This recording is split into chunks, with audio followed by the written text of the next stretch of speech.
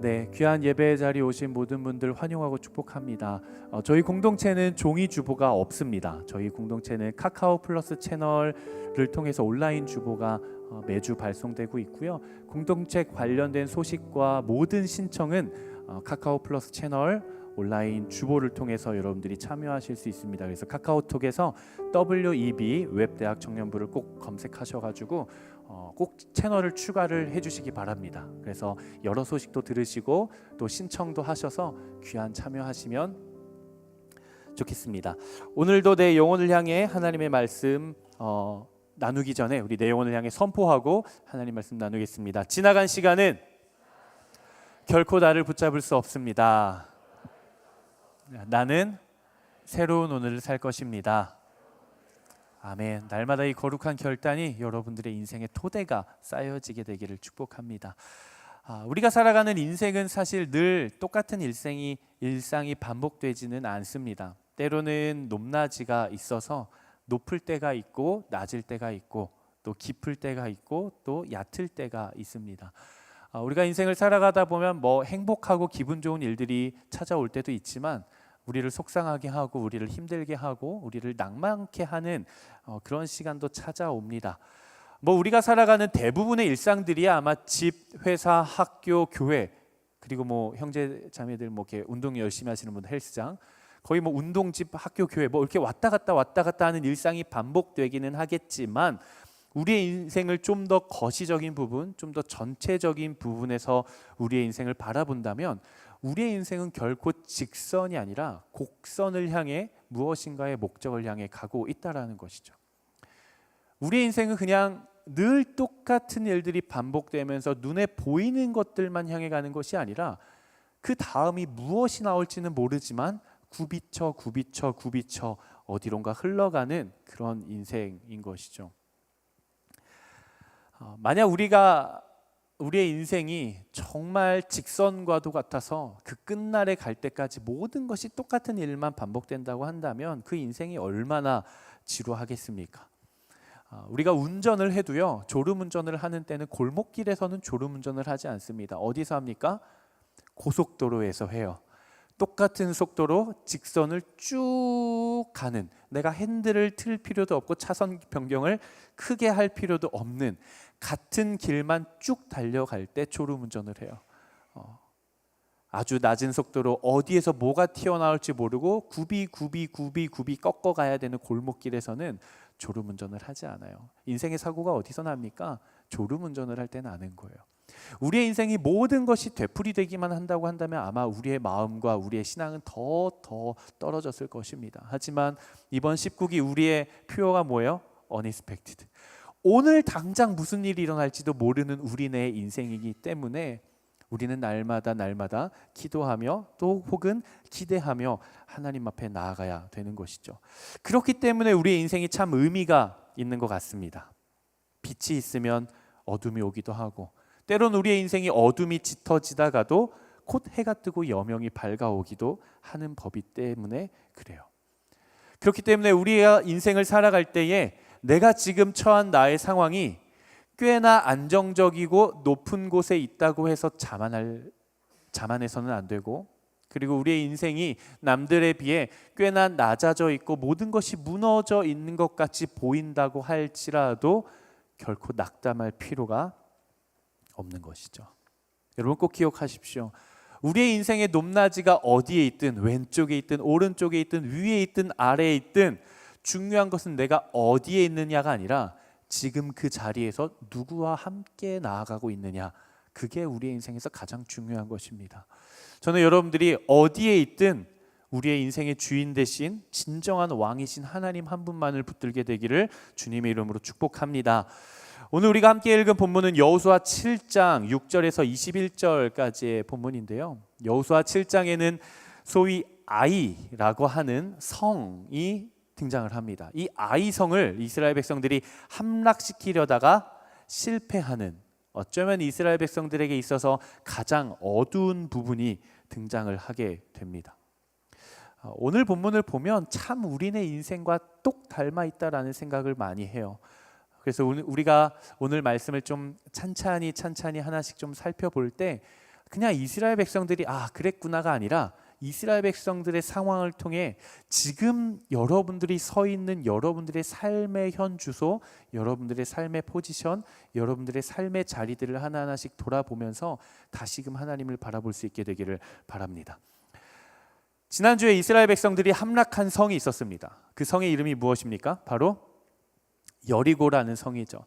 우리가 지난주에도 나누었던 것처럼 이 여리고라고 하는 성은 조그만 성읍이 아니었어요. 제법 그 당시 그 지역에서 꽤나 이름값 좀 했던 그런 성읍이에요. 가장 높고 가장 두텁고 심지어 성벽과 성벽 사이, 성벽 위에 마을이 있을 정도니까 정말 으리으리한 그런 성이었습니다. 쉽게 무너지지도 않고 공략해내기도 어려운 그런 철옹성이었어요. 그런데 이스라엘 백성들과 여리고가 전투를 했을 때 누가 이깁니까? 이스라엘 백성들이 점령을 하게 되죠. 그것도 피 한 방울 흘리지 않고 무혈입성으로 완벽한 승리를 이루어냅니다. 왜 그래요? 누가 일하셨기 때문이죠? 하나님이 친히 일하셨기 때문에 그래요. 우리가 지난주에도 나누었지만 이스라엘 백성들이 여리고 성을 함락시키고 점령한 방법이 굉장히 특이했죠. 어떻게 보면 특이하다라고 하는 표현보다 특별하다라는 표현이 더 잘 어울리는 것 같아요. 칼과 창과 화살과 방패를 들고 나아간 것이 아니라 나팔을 들고 뿌한 나팔을 들고 성을 계속 돌다가 야호 하니까 성이 무너지고 그래서 피 한 방울 흘리지 않고 가서 승리를 이루어냅니다. 그러니까 우리가 일반적으로 생각하는 군사와 전술을 통한 승리가 아니라 따라해 봅시다. 믿음을 통한 승리. 이스라엘 백성들이 지난주에 여리고 성을 점령했던 그 승리는 바로 믿음을 통한 승리였다라는 거예요. 그들은 온전한 순종과 온전한 믿음과 온전한 인내를 통해 하나님의 역사를 경험합니다. 얼마나 행복하겠어요. 500년 전 이루어졌던 그 약속이 40년의 광야 생활을 지나 요단강을 건너는 기적을 지나 하나님의 놀라운 기적을 통해 저 철옹성 같았던 여리고를 우리가 한 명도 죽지 않고 완벽한 승리를 이루어낸 거예요. 아마 생각했을 거예요. 와, 가나안 땅, 약속의 땅 가나안 땅에 들어와서 첫 전투를 이렇게 완벽하게 승리해낸 거 보니까 이제 비로소 우리 민족 가운데 빛이 드는구나. 참 어둠의 시간들이 많이 지났는데 드디어 이제 우리의 인생에도 해가 뜨는구나 이렇게 생각했을 거예요. 그런데 문제는 바로 그 순간이라는 것입니다. 하나님의 놀라운 역사가 있는 곳에 인간의 교만이 싹트고 하나님의 은혜가 있는 곳에 영적 공격이 찾아오기라도 하는 듯 이들은 완벽한 성공 뒤에 그 바로 다음 완벽한 실패를 맛보고 맙니다. 아이성은 여리고 성에 비하면 굉장히 볼품없는 그런 성이었어요. 크기도 조그마고 군사력도 작고. 그러니까 여리고 성이 저 높은 산맥을 우리가 점령했다라고 치면 아이성은 그냥 집 뒤에 있는 동산 정도, 언덕 정도, 별 볼 일 없는. 이스라엘 백성들과 여호수아가 그 아이성을 바라봤을 때 그들 가운데 어떤 마음이 들었을까요? 한번 저를 따라해 보시겠어요? 할만하다. 이 정도면 할만하다. 우리가 정말 말도 안 되는 기적으로 여리고도 무너뜨렸는데 이 정도면 할만하다. 여호수아 7장 2절에서 3절까지의 말씀입니다. 여호수아 2장 7절 3절까지의 말씀 한번 같이 읽어보도록 하겠습니다. 시작.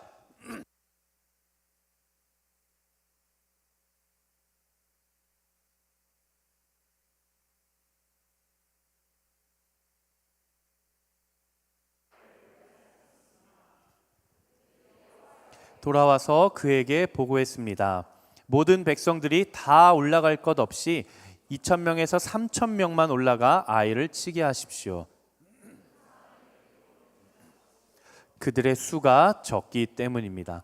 여호수아는 확실히 정탐에 좀 익숙한 사람이었던 것 같아요. 본인도 출애굽 때 가데스 바네아에서 가나안 땅을 정탐했던 12명 중에 한 명이었고 광야 생활 40년이 지난 후에 가나안 땅에 들어갈 때에도 2명의 정탐꾼을 보내 여리고성이 어떠한지를 정탐하게 했습니다. 그리고 마찬가지로 여리고를 함락시키고 나서 저 아이성을 볼 때에도 여호수아는 정탐을 보냅니다. 그렇게 사람들이 정탐을 끝내고 여호수아에게 돌아와서 이렇게 이야기를 해요. 여호수아님, 제가 가서 보니까 너무 조그매가지고 우리가 구태여 다 갈 필요도 없을 것 같아요. 거기는 뭐 사람도 적고 성도 조그마고 뭐 군사력도 얼마 없어가지고 뭐 한 2-3천 명? 한 2-3천 명만 가도 충분히 우리가 승리할 것 같아요.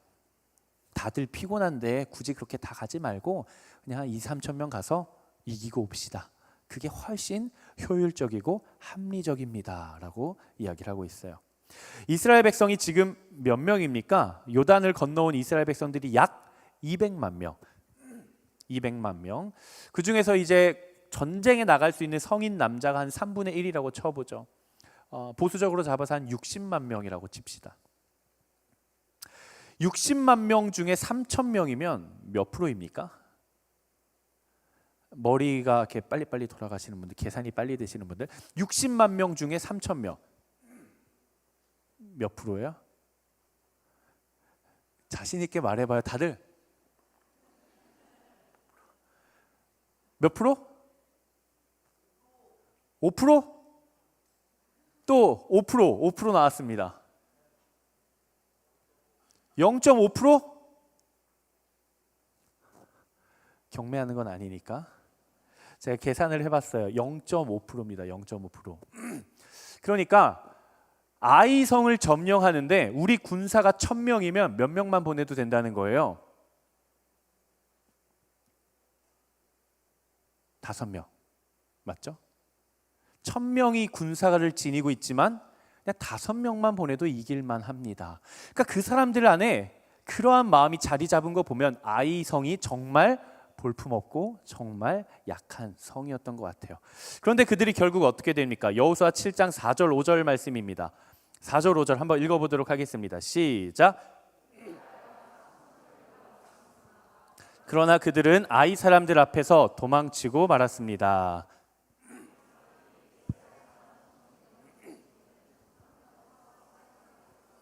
비탈길에서 사람들을 쳤습니다. 그러자 백성들의 마음이 녹아내려 물같이 됐습니다. 자신감을 가지고 3천 명이 올라갔지만 자신들이 얕봤던 그 아이 성읍 사람들 앞에서 그들이 뿔뿔이 도망치고 맙니다. 심지어 36명이 그 앞에 죽임을 당하고 말아요. 그리고 성경은 이야기를 합니다. 이스라엘 백성들이 마음이 녹아내려 그들의 마음이 어떻게 됐다? 물과 같이 다 녹아내렸다. 성경은 이렇게 기록을 해요. 전세가 완전히 뒤집어졌죠. 요단강을 건널 때만 해도 군사력이 없고 전쟁에 능하지 않고 경험이라고는 없는 오합지졸 이스라엘 백성들 남녀 합쳐서 어린아이 노인 합쳐서 200만 명이 강을 건너올 때만 해도 그 의리의리했던 여리고와 그 왕들은 간담이 서늘해져서 혼비백산을 했어요. 그들 앞에 너무 두려워했어요. 심지어 그들 앞에 패배를 했습니다. 그런데 지금은 어때요? 여리고성을 완벽하게 점령한 이 오합지졸이었던 사람들이 이제는 자신감이 기고만장해져서 아주 볼품없는 마치 광야에서의 자기들과 같은 모습들이 있는 사람들을 쳐들어갔으나 그들에게 완벽한 패배를 경험하고 이제는 도리어 그들의 마음이 혼비백산하여서 물과 같이 녹아졌다라는 거예요. 빛으로 가득했던 현장에 어둠이 드리워지기 시작하고 기쁨과 환희로 넘쳐났던 그들의 진영에 죽음과 곡소리가 울려 퍼지기 시작하는 순간입니다. 여러분 반드시 기억하셔야 돼요. 은혜가 있는 곳에 하나님의 은혜가 있는 곳에 반드시 영적인 공격이 찾아옵니다. 하나님의 역사가 나타나는 곳에는 늘 어둠이 틈을 노리고 찾아오기 마련이에요. 여러분들이 하나님의 말씀을 붙들고 하나님의 뜻대로 세상 가운데 살아내려 하면 할수록 세상은 여러분들을 더 쥐고 흔들 겁니다. 그래서 우리는 영적으로 민감하게 분별하고 반응할 수 있어야 돼요. 우린 영적으로 민감하게 반응할 수 있어야 돼요. 우리의 인생이, 우리의 상황이, 나의 믿음과 나의 신앙이 높냐 낮냐 깊냐 얕냐 이건 그렇게 중요하지 않아요. 지금 나의 상황이 좋냐 나쁘냐, 내 믿음이 좋냐 나쁘냐, 내 신앙의 깊이가 깊이 내려가 있느냐 아니면 얕게 발만 담그고 있느냐, 그건 중요하지 않아요. 중요한 것은 지금 내가 마주하고 내가 서 있는, 내가 처해 있는 이 상황 가운데 나는 무엇을 의지하고 있느냐는 거예요. 내가 의지하고 있는 것은 무엇인가? 현재 내가 의지하고 있는 것은 무엇인가? 여러분들의 삶의 위치는 아마 다 다를 겁니다. 삶의 높이도 다 다를 거예요. 삶의 상황도 다 다를 거예요. 하지만 중요한 것은 누가 잘 살아내고 있고 누가 못 살아내고 있고 한 것이 아니라 지금 여러분들이 처해 있고 서 있는 그 상황 가운데 여러분들의 마음은 무엇을 의지하고 있냐는 거예요. 여러분들은 지금 무엇을 붙잡고 살아가고 있냐는 것입니다. 여러분들이 의지하고 있고 여러분들이 신뢰하고 있는 것은 무엇입니까? 저는 우리의 마음이 하나님 한 분만을 붙잡게 되기를 주님의 이름으로 축복합니다. 우리가 세상에서 의지할 수 있는 것은 그 어떤 것도 없어요. 오직 만왕의 왕이시오 만주의 주이시오 세상 모든 이름보다 뛰어나신 이름이시오 내 삶의 주인이시오 주권자이신 하나님 한 분밖에 없는 거예요.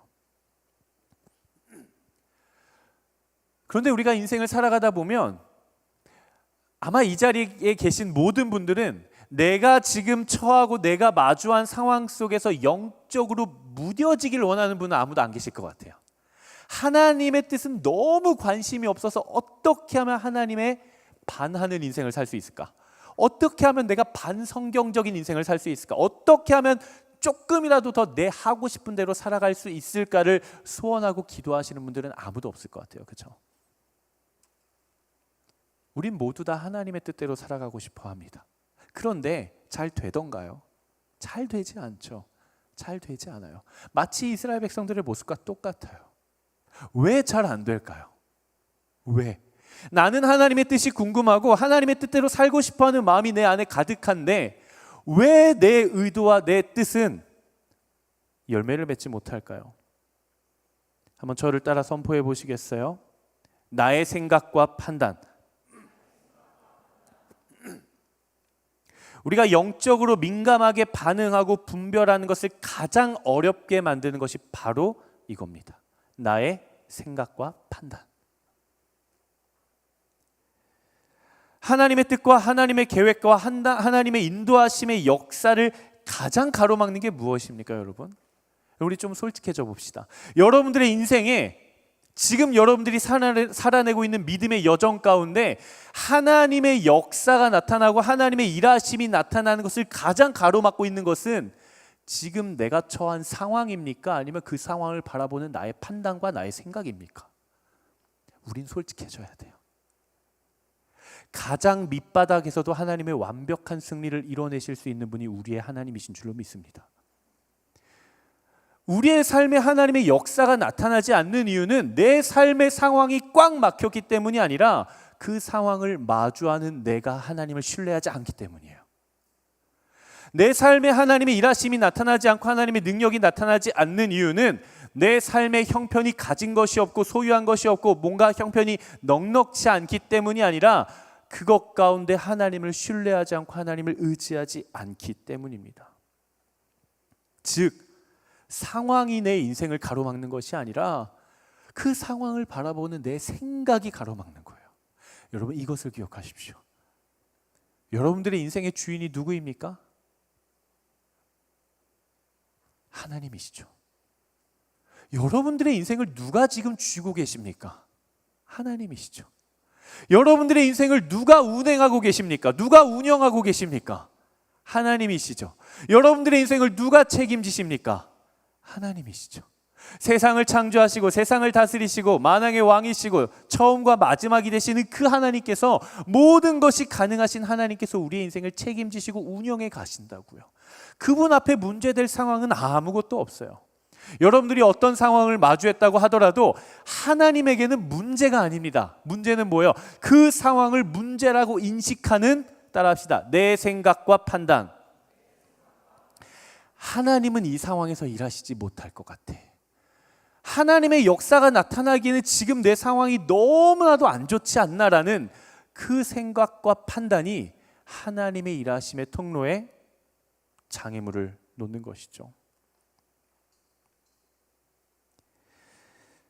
하나님을 향한 기쁨과 감사와 평안과 만족으로 가득 차야 할 이스라엘 백성들의 그 마음의 자리에 어둠이 돋아나기 시작합니다.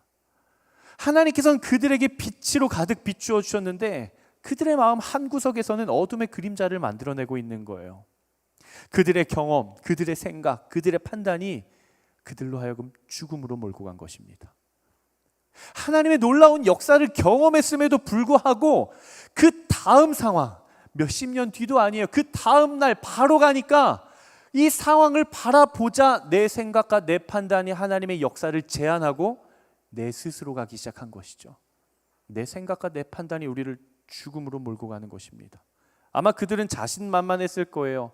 우리가 철옹성 같은 여리고도 무너뜨렸는데 고작 함성 가지고 그 성도 무너뜨렸는데 우리가 칼만 쥐면 아이성 정도야.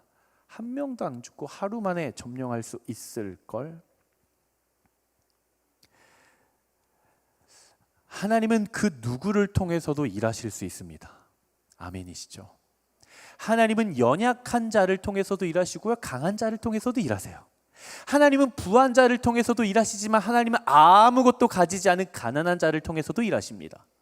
하나님은 지혜로운 자를 통해서도 일하시지만 아무것도 알지 못하는 무지한 자를 통해서도 하나님은 일하실 수 있는 하나님이세요. 그게 우리가 믿는 하나님이에요. 하나님 여러분들을 통해 일하기를 원하십니다. 하나님은 여러분들의 인생에 역사하기를 원하십니다. 하나님 그걸 원하세요. 그런데 하나님의 역사가 우리 안에 우리의 삶에 나타나지 않는 때들이 있어요. 하나님의 역사가 나타나지 않기 시작할 때에는 이스라엘 백성들과 똑같아요. 바로 이때입니다. 이 정도면 내가 할 만한데 싶은 때예요. 자막을 좀 띄워주시겠어요? 이 정도면 내가 할 만한데? 여러분, 우리가 냉철하게 우리의 삶을 돌아봐야 돼요. 우리가 무엇을 기도하고 무엇을 기도하지 않습니까? 우리가 할 수 없는 것들은 우리가 기도하지만 우리가 할 수 있는 것들은 기도하지 않아요. 하나님의 역사가 나타나기 시작하는 때가 언제입니까? 내 경험과 내 판단과 나의 힘과 나의 능력으로 무엇인가를 해봐요. 열심히 해보는데 실패를 경험하고 실패를 또 경험해요. 그때 우리는 그 밑바닥에서 느끼게 됩니다. 아, 내가 생각보다 할 수 있는 게 없구나. 아, 지금 내가 처한 이 상황 속에서 내가 할 수 있는 거라고는 아무것도 없구나가 내 안에 자리 잡기 시작할 때, 그럼 우리 안에 어떤 생각이 들어요? 하나님께 맡겨야겠다. 그때 우리는 기도하기 시작합니다. 하나님의 역사가 언제 나타납니까? 우리가 모든 것을 고백하고 주께 맡기고 기도하기 시작할 때 하나님의 역사가 나타나는 거예요. 저는 여러분들의 인생 가운데 내가 할 수 있는 것이든 할 수 없는 것이든 여러분들의 모든 인생의 영역들을 두고 먼저 기도할 수 있는 여러분 되시기를 주님의 이름으로 축복합니다. 이스라엘 백성들은 아이성을 점령할 수 있었어요. 그들에게 능력이 없는 게 아니에요. 그들에게 경험이 없는 게 아니에요. 그들에게 군사가 없는 게 아니에요. 그들에게 힘이 없는 게 아니에요. 그들은 마땅히 아이성을 점령할 수 있는 힘과 능력과 경험이 있었습니다. 그러나 그들이 할 수 있는 것이라 할지라도 하나님을 의지하지 않고 기도하지 않고 내 생각과 내 판단대로 먼저 움직이기 시작할 때 내가 할 수 있는 것도 무너지고 우리를 죽음으로 몰고 가게 되는 거예요. 우리는 하나님께 먼저 기도해야 됩니다. 이스라엘 백성들의 패배의 모습을 바라보면 그들은 기도하지 않았어요. 왜요? 왜 기도하지 않았습니까? 하나님이 없어도 될 것 같거든요. 그들이 요단강을 건너기 직전에 하나님께서는 그들을 바로 요단강에 건너게 하시지 않으셨습니다. 3일간 그곳에 머무르게 하셨어요. 하나님의 때를 기다리게 하셨습니다. 그것이 무엇입니까? 그들로 하여금 기도하게 하신 거예요. 그렇게 요단강을 건너고 나서 그 땅을 밟았으니 다음날 바로 가서 여리고성을 함락해라라고 하지 않으셨어요. 하나님은 그들로 하여금 기도하게 하셨어요. 그들은 하나님 앞에 기도했습니다.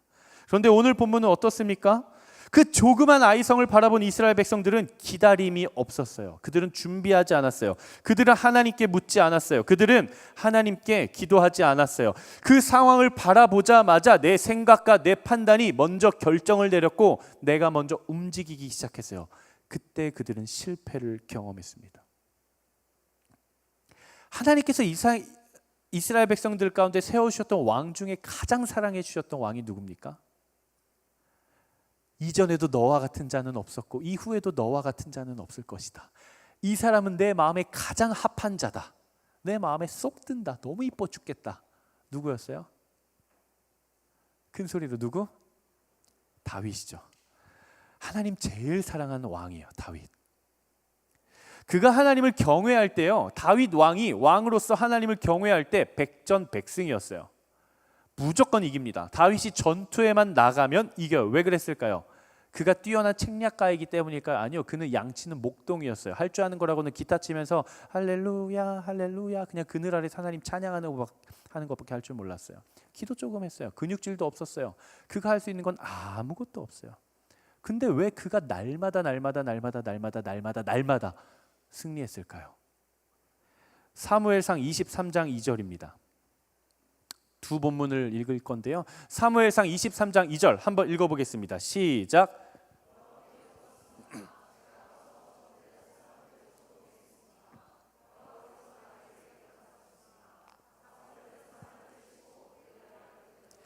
자, 사무엘상 30장 8절입니다. 같이 읽어보겠습니다. 시작.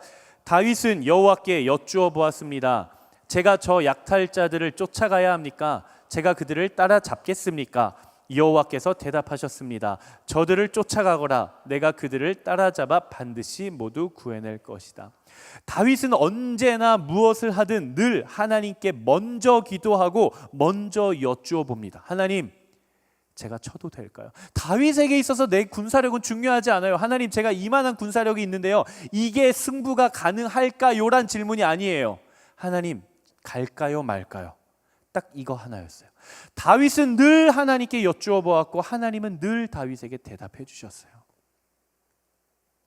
이것이 믿음이요, 이것이 사랑의 관계요, 이것이 동행입니다. 사랑하는 여러분, 늘 하나님께 여쭈어 보십시오. 먼저 하나님께 아뢰십시오. 여러분, 기도하셔야 돼요. 여러분들이 할 수 있는 일, 할 수 없는 일, 그게 중요한 게 아니라, 내가 어디 있느냐가 중요한 게 아니라 하나님 앞에 기도하셔야 됩니다. 기도하지 않으면 우리가 하나님의 음성을 들을 수 없고 분별할 수 없어요. 내 상황이 내가 할 수 있느냐 없느냐가 중요한 게 아니에요. 우리는 기도하지 않으면 하나님의 음성을 분별할 수가 없어요. 우리 공동체는 9월 19, 20, 21 쇼킹이라는 주제로 수련회를 준비합니다. 어려울까요? 수련회 준비하는 거 어려울까요? 제 솔직한 말로 하면 하나도 어렵지 않아요. 20살 때부터 매년 해왔던 게 그거예요. 저는 사역을 시작하면서 수련회 매년 합니다. 100명, 200명, 300명, 1000명, 1500명 수련회를 준비하고 기획하고 실행을 해요. 수련회를 준비하는 것 자체가 어려울까요? 아니요, 어렵지 않아요. 하면 돼요. 경험이 있고 데이터가 있으니까 어렵지 않아요. 그럼 그냥 진행하면 될까요? 그냥 준비하면 될까요? 아니요. 아무리 쉬운 일이라고 한들, 아무리 할 만한 일이라고 한들, 목회자가 먼저 수련회를 준비하며 기도하지 않으면 그것 가운데 하나님의 역사가 나타나지 않을 줄로 저는 확실하게 믿어요. 우리 MC단들 수련회 준비하시죠? 경험이 있다고 해서, 내가 할 만하다고 해서 기도하지 않고 준비하면 그것 가운데 능력이 없습니다. 우리 공동체 지체들 수련회, 물론 이 자리 가운데는 수련회라는 것을 처음 가보시는 분들도 있을 거예요. 인생의 처음. 하지만 이 자리 가운데 수련회 매년 해왔고 올해도 그냥 하네. 내가 아는 그 수련회 익히 알 것 같고 프로그램 뭔지 알 것 같고 가서 뭐 하는지 알 것 같고 그냥 회비 내고 시간 내서 참여하면 되겠네 라고 하고 가시면 여러분들 가운데 아무런 은혜가 없을 거예요. 취소할게요. 하나님이 은혜를 허락하시면 은혜는 있을 거예요. 제가 뭐라고 단언할 수는 없으니까. 네. 그렇잖아요. 우리가 준비 없이 가도 하나님 부어주시면 아무 기대 없이 갔는데도 하나님이 부어주시면 은혜가 임하는 거니까 뭐 제가 단언할 수는 없죠. 이 은혜가 있을 수도 있어요. 하지만 분명한 것은 여러분들이 이번 수련회를 왜 가야 하고 하나님이 나를 왜 부르시고 내가 무엇을 위해 기도해야 되는지 하나님께 묻고 교제하고 동행하고 기도하며 준비한 사람은 삶의 자리에 모든 성벽을 무너뜨릴 수 있는 하나님의 놀라운 역사가 그 자리에 나타날 줄로 저는 확실하게 믿어요. 제가 뛰어난 게 아니에요. 제가 지혜 있는 게 아니에요. 성경이 증언하고 있기 때문에 그래요. 여러분 기도로 준비하십시오. 우리의 공동체의 기도의 자리가 너무너무 많아요. 이그나이트 철야 기도회 신청하십시오. 주중 중보기도 모임 시간 확보해서 오십시오. 주일 중보기도 모임 2시 반에 모입니다. 오십시오. PEO 프로젝트 함께 중보하십시오. 여러분 기도의 자리가 너무 많아요. 오늘 중보기도회 몇 시라고요? 저녁 7시 30분. 여러분들을 정죄하거나 여러분들에게 마음에 부담을 주고 싶은 마음은 정말 요만큼만 있어요. 아주 적. 그래도 목회자인데 좀 부담은 줄 수 있잖아요, 그렇죠? 요만큼은 여러분한테 좀 부담을 주고 싶어요. 여러분 거룩한 부담감이 없이는 우리의 인생이 바뀌지가 않아요. 우리의 영혼이 편해서는 우리의 인생이 바뀌지가 않아요. 그 거룩한 부담감에 있는 하나님의 부르심 앞에 순종하기 시작할 때 비로소 우리의 삶에 하나님의 역사가 시작되는 줄로 믿습니다. 우리가 기도하면 할수록 깨닫게 되는 것이 있습니다. 우리가 하나님께 여쭙고 하나님의 마음을 알고 우리가 하나님께 나아가서 엎드려 기도하면 기도할수록 우리가 더 깊어져 갈수록 알아지는 게 있어요. 깨달아지는 게 있어요. 그것이 무엇인가? 하나님께서는 우리의 모든 죄를 해결하기를 원하신다라는 거예요. 너무 중요한 사실입니다, 여러분. 꼭 기억하십시오. 우리가 기도하면 기도할수록 우리가 하나님 앞에 나아가면 나아갈수록 우리가 하나님과 사귐의 교제가 깊어지면 깊어질수록 하나님은 뭘 원하신다고요? 우리의 모든 수치와 우리의 모든 조롱과 우리의 모든 모욕과 우리의 모든 쓴뿌리와 우리의 모든 자아와 우리의 모든 연약함과 우리의 모든 죄성을 하나님은 씻어버리기를 원하세요. 하나님이 깨끗하게 하기를 원하세요. 여호수아 7장 1절입니다. 여호수아 7장 1절 한번 같이 읽어보도록 하겠습니다. 시작.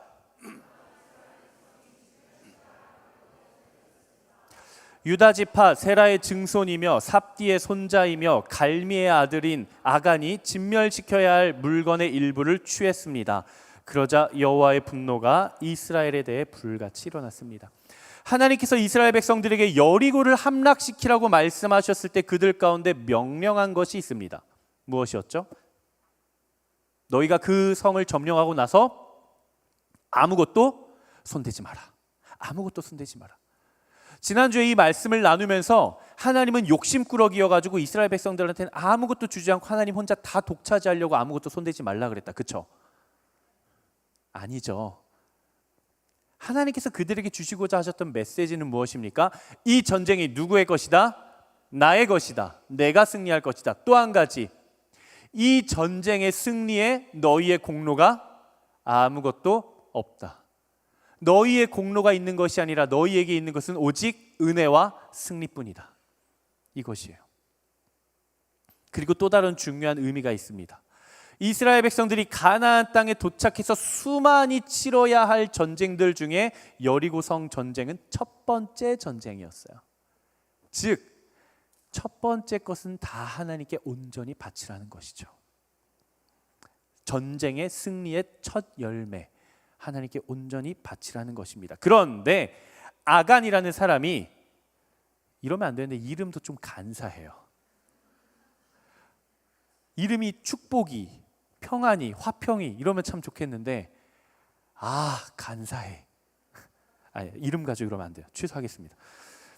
아간이라는 사람이 진멸시켜야 할 물건의 일부를 그가 취합니다. 하나님께 온전히 내어드려야 하는 것을 도둑질을 해요. 하나님께서 이것을 보시고 이스라엘에 대해 진노하십니다. 그들이 전쟁에서 패배할 수밖에 없었던 이유가 바로 여기에 있어요. 그들에게 능력이 있고 경험이 있고 지혜가 있고 군사력이 있지만 그럼에도 불구하고 그 작은 걸림돌에 넘어질 수밖에 없었던 이유, 따라합시다. 죄. 바로 불순종이죠. 하나님은 이스라엘 백성들에게 언제든 아이성을 주실 수 있는 분이셨습니다. 하지만 그렇게 하지 않으셨어요. 하나님은 이스라엘 백성들에게 여리고를 주셨던 것처럼 그들이 믿음으로 나아갈 때에 아이성도 주실 수 있었어요. 하지만 하나님은 아이성을 허락하지 않으셨습니다. 왜요? 죄를 해결하기 원하셨기 때문에 그래요. 오늘 본문 12절 13절 말씀입니다. 오늘 본문 12절 13절 말씀 한번 같이 읽어보겠습니다. 시작. 그렇기에 이스라엘 백성들이 그 적을 당해내지 못하고 등을 보인 것이다. 그들이 진멸시켜야 할 대상이 됐기 때문이다. 진멸시켜야 할 물건을 너희 가운데 없애지 않으면 내가 더 이상 너희와 함께하지 않을 것이다. 가서 백성들을 거룩하게 하고 그들에게 말하여라. 너희는 내일을 위해 너희 몸을 거룩하게 하라. 이스라엘의 하나님 여호와께서 말씀하신다. 이스라엘아, 너희 가운데 진멸시켜야 할 물건을 제거하지 않으면 너희 원수들을 당할 수 없을 것이다. 하나님께서 이스라엘 백성들에게 너무나도 분명하고 명확하게 말씀하세요. 진멸시켜야 할 그 물건을 너희 가운데 없애지 않으면 난 더 이상 너희와 함께하지 않겠다. 이것보다 더 명확하게 말씀하실 수는 없어요. 하나님 추상적인 분이 아닙니다. 하나님 뭉뚱그려 얘기하시는 분이 아니에요. 야, 너네가 패배한 이유? 찾아봐. 넌 알기, 야, 눈치가 있으면 알겠지. 네가 알아서 찾아봐. 라고 하시지 않으세요. 너희 가운데 진멸하여야 할 물건이 있다. 이것을 없애지 않으면 너희와 함께하지 않겠다. 결국 여호수아가 이스라엘 백성들을 모두 모아서 범죄한 자를 찾기 위해 제비를 뽑습니다. 우리 공동체에 제비의 그라운드 룰이 있어요. 제비를 뽑으려면 뭘 걸어라? 목숨을 걸어라. 여러분 아울리치 준비할 때 아울리치 팀장 와 우리 팀장 제비로 뽑자 뽑았는데 나예요. 다시 뽑아 다시 모아. 그러려면 제비를 왜 뽑아요? 자, 따라합시다. 제비를 뽑으려거든 목숨을 걸어라. 제비는 딱 한 번이에요. 한 번 뽑고 하나님이 말씀해 주시면 순종하는 거예요. 여호수아가 제비를 뽑습니다. 다 모여 12개 지파 뽑아요. 뽑았더니 유다 지파. 유다 지파 족속들 다 모여 뽑았더니 세라 족속. 나머지 세라 족속 다 모여 뽑았더니 삽디 가족. 자, 삽디 가족들 중에 성인 남자 다 모여 뽑았더니 아간이 뭐야 다시 해 지파부터 다시 뽑아. 아간이 딱 뽑히는 거예요. 여러분 기억하십시오. 하나님께서 드러내신 것입니다. 결국 아간이 자신의 죄를 실토합니다. 오늘 본문 마지막 절 21절 말씀이 한번 같이 읽어보겠습니다. 21절 시작. 전리품 가운데 신할의 아름다운 외투와 은 200세겔과 50세겔 나가는 금덩이 하나를 보고 탐이 나서 가졌습니다.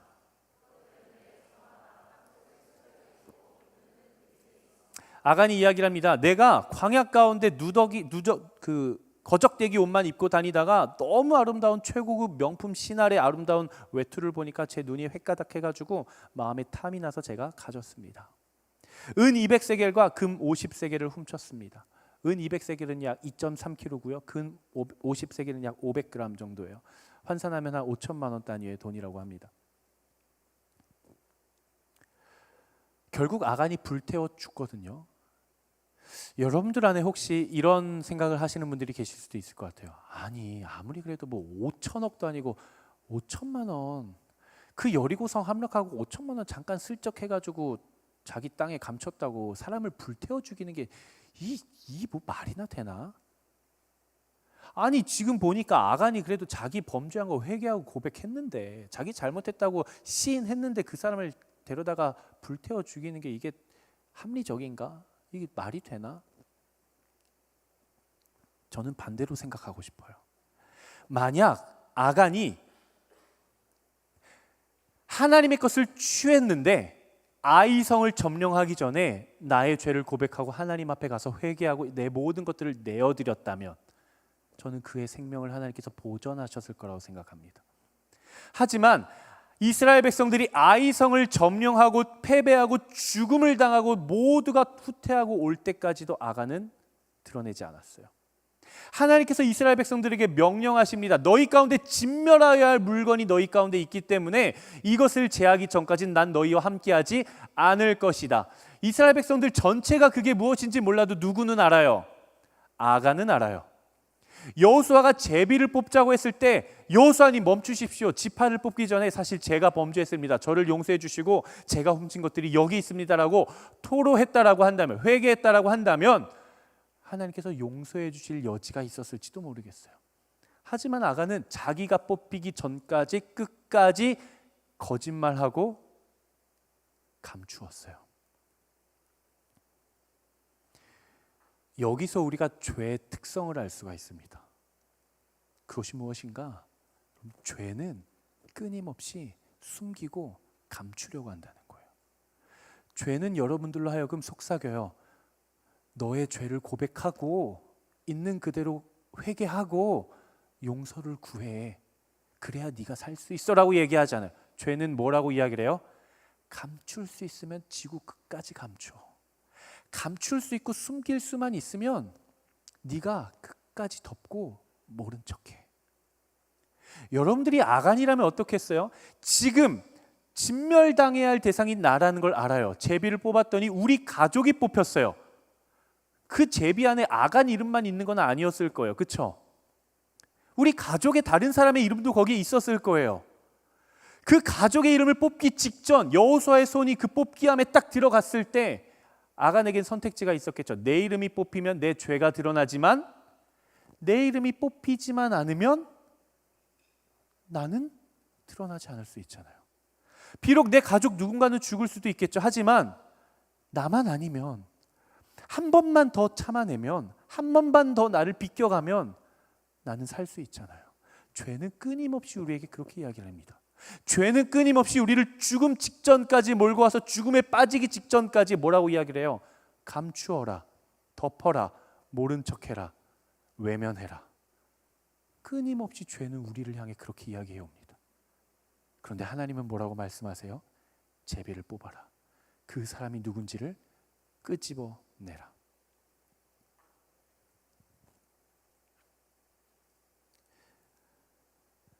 사랑하는 여러분, 정말 사랑하는 여러분, 여러분들의 인생이 하나님의 일하심과 능력을 경험하는 인생들이 되기를 저는 간절히 바랍니다. 저는 여러분들의 인생이 죄 가운데 넘어지지 않고 빛 가운데 승리하기를 누구보다 간절히 바랍니다. 누구보다 간절히 기도하고 있어요. 저는 여러분들이 수련회를 통해, 바이블 아카데미를 통해, 아울리치를 통해, 이 예배를 통해 살아계신 하나님, 지금도 역사하시는 그 하나님을 한 사람 한 사람 인격적으로 만나게 되기를 간절히 바라고 있어요. 저는 여러분들의 믿음의 모든 여정의 걸음걸음마다 하나님께 묻고 하나님과 동행하면서 하나님의 답을 듣고 그분과 깊이 교제하게 되기를 간절히 바라고 있어요. 하지만 여러분, 그러한 인생을 살기 위해선 하나님께서 드러내길 원하시는 나의 죄를 고백해야 합니다. 하나님 안에서 해결해야 돼요. 어차피 죄는 하나님 앞에서 감추어지지 않아요. 죄는 끊임없이 우리를 향해 덮어라, 덮어라, 덮어라, 외면해라, 모른 척해라, 더 깊은 곳에 가서 감춰라 라고 하지만 하나님은 그것을 드러내십니다. 아간이 그렇게 고백하고 나서 여호수아가 아간의 장막에 가서 땅을 파헤쳐 보니까 모든 약탈물들이 다 헤집어져 나오는 거예요. 우리는 감추려 하지만 하나님은 드러내십니다. 하나님의 은혜의 빛이 내 삶을 비출 때 그 순간 나의 교만과 경험이라는 보루는 내 안에 또 다른 그림자를 만들어낼 거예요. 그리고 우리는 빛이 비추어지지 않는 그 내 영혼의 그림자 속에 내 허물을 파묻기 시작해요. 내 연약함을 파묻기 시작해요. 나의 죄의 쓴뿌리와 상처와 나의 옛 자아들을 하나님이 빛이 비추어질 때 내가 보루를 세워놓고 그림자를 만든 다음에 거기에 내 모든 부끄러운 것들을 다 파묻기 시작해요. 그리고 그렇게 어둠 가운데 파묻고 우리는 빛으로 나가서 마치 우리가 경건한 것처럼 하나님과 동행하기를 원하죠. 그런데 하나님은 우리의 삶을 빛을 비추시지만 하나님께서 진짜 빛을 비추기를 원하시는 영역은 어디입니까? 나의 경험과 나의 생각과 나의 판단이라는 그 보루 뒤에 있는 나의 연약함이에요. 하나님 거길 비추길 원하세요. 하나님 여러분들의 어둠을 비추길 원하세요. 하나님 여러분들의 우울함을 비추길 원하세요. 하나님이 여러분들의 두려움과 불안을 비추길 원하세요. 하나님이 여러분들의 외로움을 비추길 원하세요. 하나님이 여러분들의 마음과 생각과 정신과 육체의 질병 가운데 비추기를 원하세요. 하나님 여러분들의 실패의 자리 가운데 빛을 비추기를 원하세요. 하나님 여러분들의 무너진 모든 영역 가운데 빛을 비추기를 원하세요. 하나님 여러분들의 죄로 넘어진 그 자리에 빛을 비추기를 원하십니다. 우리 귀한 그리스도의 몸된 교회 공동체를 함께 이루어가는 믿음의 가족 여러분, 빛이신 하나님께서 우리의 모든 허물과 죄의 그림자를 몰아내실 때 비로소 그때 하나님의 역사가 내 삶에 나타나기 시작하는 거예요. 우리의 삶에 일하기 시작하십니다. 하나님의 빛을 맞아들이십시오. 나를 내어드리십시오. 더 이상 그분께 감추지 말고 다 파헤쳐 드리십시오. 모든 것을 맡기고 새로운 여정을 시작할 수 있는 여러분 되시기를 주님의 이름으로 축복합니다. 말씀을 마무리하고 함께 찬양하고 기도할 건데요, 보잘것없었던 이스라엘 백성들이 하나님의 일하심으로 여리고를 함락했습니다. 하지만 그들은 곧 교만하여서 패배로 이끌고 맙니다. 그리고 하나님께서는 그들 안에 있는 모든 죄를 하나하나 드러내시고 해결하기를 원하십니다. 우리 하나님은 빛이십니다. 빛이 어둠에 비치면 모든 그림자는 떠나갈 줄로 믿습니다. 하나님께 들키고 싶지 않은 나의 모든 깊은 영역 가운데 하나님의 빛이 비추어지게 되기를 주님 이름으로 축복합니다. 나의 모든 어둠과 나의 모든 연약함과 상처와 그림자들을 몰아내실 하나님을 진정한 왕으로 맞아들이는 여러분 되시기를 주님 이름으로 축복합니다. 이 시간 우리가 함께 찬양하고 하나님 앞에 나아가 간절히 기도했으면 좋겠는데요, 빛이신 하나님, 내 삶에 임하여 주시옵소서. 한쪽 면만을 비추는 것이 아니라 내가 덮어두고 모른 척했던 나의 그 깊은 이면도 하나님 그 거룩한 빛으로 비추어 주시옵소서. 하나님, 내가 주께 내어드립니다. 주께 맡겨드립니다. 이렇게 고백하시는 분들, 우리 한번 간절한 마음 가지고 자리에서 한번 일어나 보겠습니다. 우리 하나님 빛이십니다. 빛이 비추면 우리의 모든 영혼의 어둠은 떠나갈 줄로 믿습니다. 여러분들의 삶의 생각과 판단이라는 보루를 무너뜨리십시오. 그리고 파묻었던 그 모든 영역을 주께 맡기십시오. 파헤치십시오. 주께 내어드리십시오. 그리고 여러분들의 모든 어둠을 하나님의 빛으로 떠나보내십시오. 우리 함께 찬양합니다.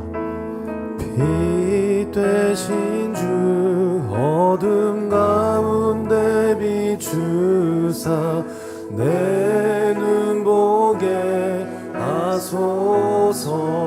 주를 예배하는 선한 마음 주시고, 우리 시간 내 영혼과 내 마음과 내 보루 이면에 있는 그 깊은 영역을 바라보며 빛 되신 주님, 빛 되신 주 어둠 가운데 비추사 내 눈 보게 하소서. 예배하는 선한 마음 주시고 산 소망이 되시네. 나 주를 경배하리. 나 주를 경배하리. 여러분들의 삶의 모든 우상을 무너뜨리십시오. 모든 상황 앞에 나의 생각과 판단이라는 보루를 무너뜨리시고 하나님을 왕으로 맞이하십시오. 우리의 마음을 열고 주를 바라보며 나아갑니다. 사랑스러운 주님, 존귀한 예수님, 아름답고 놀라 우리의 모든 마음을 높이며 찬양합니다. 만유의 높임을 받으소서.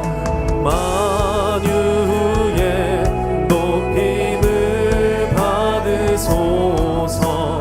영광 중에 계신 예, 우리가 주님을 높이 믿는 인생 되게 하여 주시옵소서. 겸손 하나님 우리의 마음에 찾아오시옵소서. 빛이신 하나님 우리의 영혼 깊은 곳 가운데 오셔서 말씀하여 주시옵소서. 내가 마음을 엎드려 주를 경배합니다. 나 주를 경배하리 엎드려 절하며 예 주님 우리가 오직 하나님만을 나의 왕으로 맞이합니다. 예 주님의 이름이 높임 받으시옵소서. 오 사랑스러운 주님 존귀한 예수님 아름답고 놀라운 나 주를 경배하리. 나 주를 경배하니 엎드려 절하며 고백해준 나의 하나님 오 사랑스러운 주님 존귀한 예수님 아름답고 놀라우신 주 우리 고백합시다. 다 할 수 없네. 다 할 수 없네 주의 은혜 내 죄 위한 주 십자가 다 할 수 없네. 다 할 수 없네 주의 은혜 내 죄 위한 주 우리 고백합시다. 우리는 다 할 수 없네. 다 할 수 없네 주의 은혜 내 죄 위한 주 다 할 수 없네. 다 할 수 주의 사랑.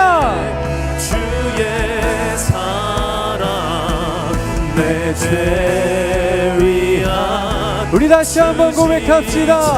다 할 수 없네. 할수 주의 능력. 주의 능력 내 죄 위한 우리 다시 고백하며 나아갑니다. 다 할 수 없네. 주의 생각. 수 없네 주의 생각 내 죄 위한 우리 마지막으로 고백하며 다 할 수 없네. 주의 계획. 수 없네 주의 생각에 내 죄 위한 주 십자가 나 주를 나 주를 경배하니 엎드려 절하며 고백해준 나의 하나님 오 사랑스러운 주님 존귀한 예수님 아름답고 놀라우신 나 주를 경배하리.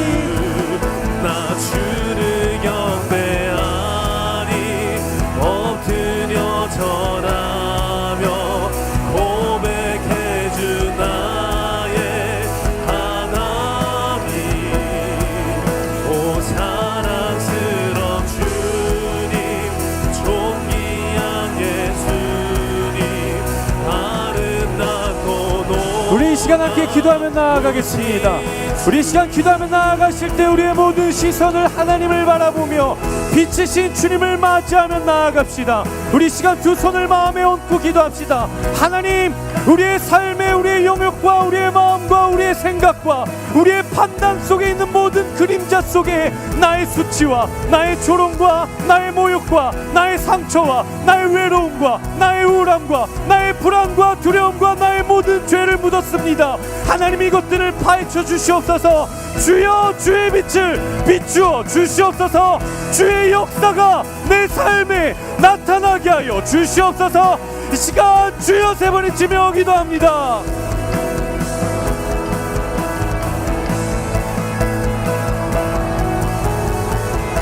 주여,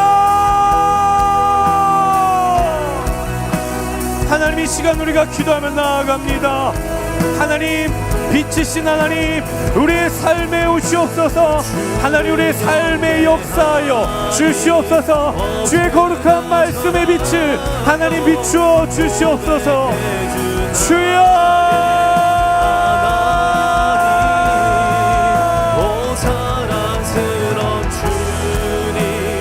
주님 오셔서 우리를 비추어 주시옵소서.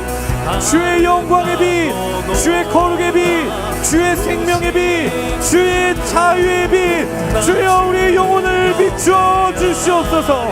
모든 어둠이 떠나가게 하여 주시옵소서. 주여,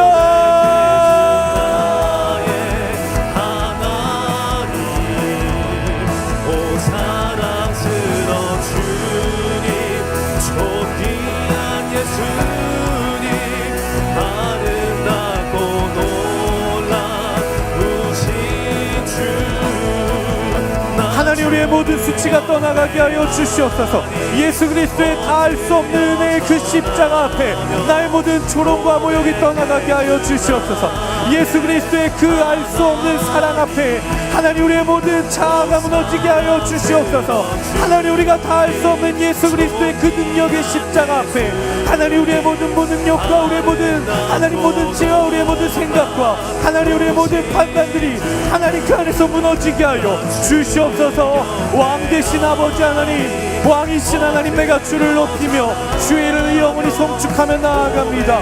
하나님, 그 빛을 하나님 이곳 가운데, 마음 깊은 곳 가운데 하나님, 우리의 심령과 우리의 생각과 우리의 관계와 우리의 자아와 나의 존재와 나의 삶의 깊은 곳에 숨겨져 있는 모든 어둠들 가운데 주의 생명의 빛을 비추어 주시옵소서.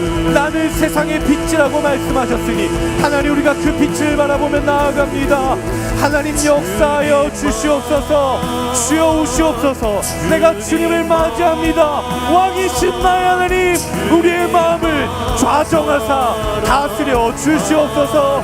주여, 나의 왕,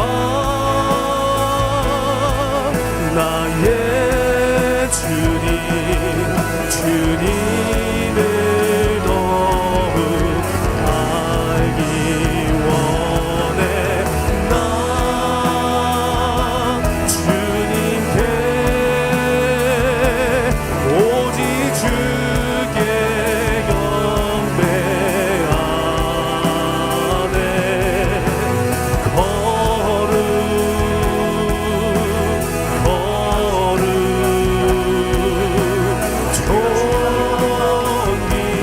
존귀하신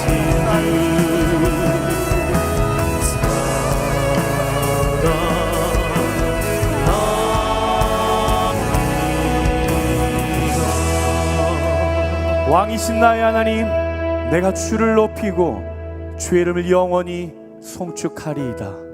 아멘. 빛이신 하나님, 우리의 삶에 좌정하사 모든 영역 가운데 주의 빛을 비추어 주시옵소서. 하나님의 은혜의 빛이 비추었을 때, 하나님의 사랑의 빛이 비추었을 때, 하나님의 능력의 빛이 비추었을 때, 여전히 우리는 높아져 있는 우리의 마음을 벗삼아 토대를 만들었습니다.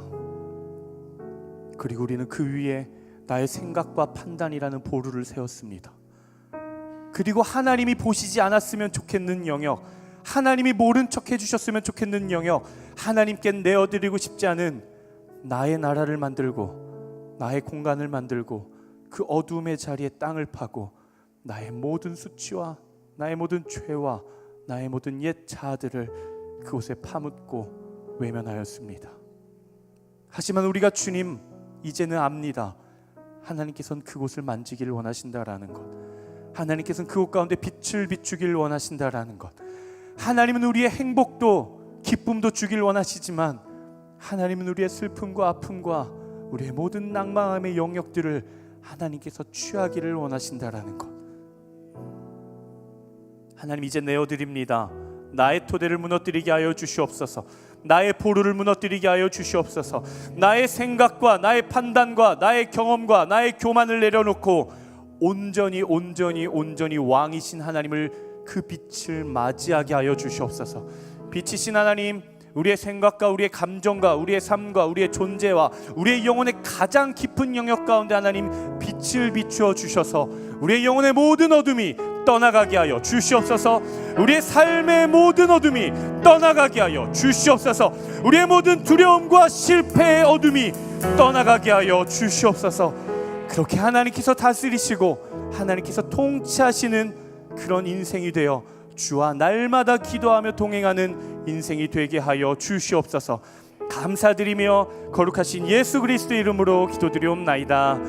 아멘. 우리 빛이신 하나님께, 우리 왕 되신 하나님께 모든 영광의 박수 올려드리겠습니다.